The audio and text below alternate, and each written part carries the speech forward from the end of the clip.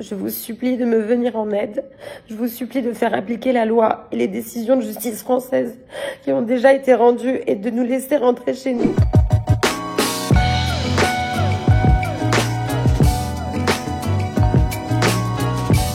Monsieur le Président de la République, j'ai décidé de vous écrire cette lettre afin de vous expliquer les détails de ce cauchemar que je vis aujourd'hui depuis 6 mois. Mon fils était en vacances chez son père cet été dans sa résidence au Maroc. Pendant ces vacances, le père d'Ayvin m'a demandé de venir nous installer au Maroc en me faisant une proposition sous forme de protocole. Ce protocole avait pour but de fixer les règles et conditions de notre déménagement au Maroc. Après avoir demandé à ajouter une clause qui pour moi était une condition sine qua non à notre installation, Ayvin et moi serions libres de quitter le territoire marocain si nous n'arrivions pas à nous acclimater à notre nouveau pays d'accueil. Cette clause m'a été refusée. Et c'est là où le chantage a commencé. Soit je signais ce protocole, soit je ne reverrai plus jamais mon fils.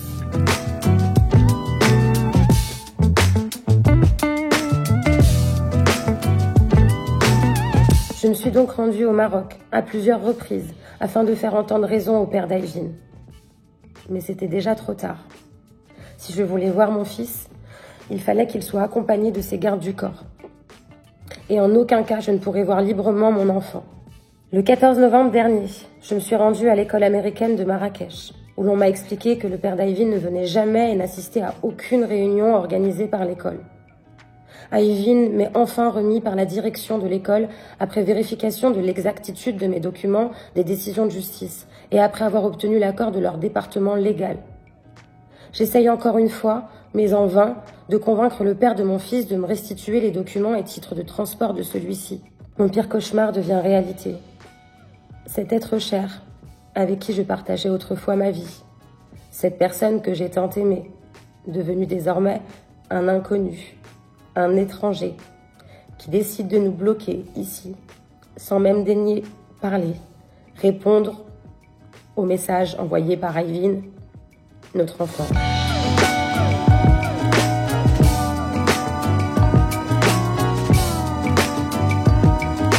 Une enquête sociale est ouverte. On remet en cause mes compétences de mère. Une procédure pour kidnapping est ouverte. Dernièrement, la vie a une fois de plus décidé, j'en perds mes mots, de nous venir en aide en nous offrant un laissez-passer pour Ayvin. Nous nous sommes donc rendus à l'aéroport afin de rentrer chez nous, en France. Je donne le titre de transport à la police aux frontières et là, c'est la douche froide. On nous demande de nous rendre dans le bureau du chef de la police. Il a enfin réussi à remettre en cause la garde exclusive d'Ayvin en me poursuivant pour kidnapping.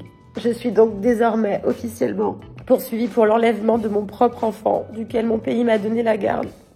Cerise sur le gâteau, on m'apprend aujourd'hui que je ne suis plus libre de quitter le territoire marocain jusqu'au procès, où je risque non seulement de perdre mon enfant, mais également d'aller en prison. Votre Majesté, Monsieur le Président de la République, c'est un appel à l'aide, un appel au secours, un cri de détresse d'une mère désemparée que je lance. Je vous supplie de me venir en aide. Je vous supplie de faire appliquer la loi et les décisions de justice françaises qui ont déjà été rendues et de nous laisser rentrer chez nous. Je vous implore de ne pas me séparer de mon enfant. Et je demande à toutes les personnes qui verront cette vidéo de la partager.